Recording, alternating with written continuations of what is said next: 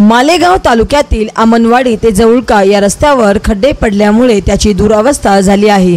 हा छत्रपती संभाजीनगर नागपूर या महामार्गाला जोडणारा अतिशय महत्त्वाचा रस्ता असून या रस्त्याला मोठमोठे खड्डे पडले आहे।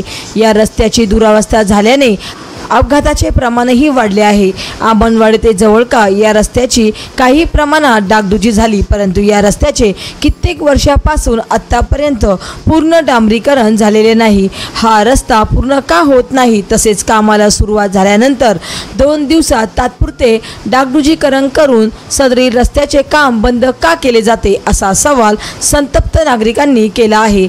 संबंधित अधिकारी व लोकप्रतिनिधींनी याकडे दुर्लक्ष केले जात असल्याचे यावेळी नागरिकांनी सांगितले।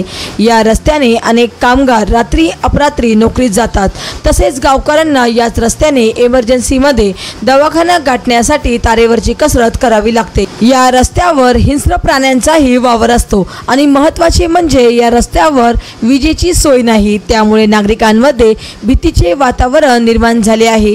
त्यामुळे संबंधित अधिकारी व लोकप्रतिनिधी यांनी सदरील रस्त्याची निकृष्ट झालेल्या कामाची चौकशी करून नवीन कामास सुरुवात करावी, अशी मागणी आमनवाडी ग्रामस्थांनी केली आहे।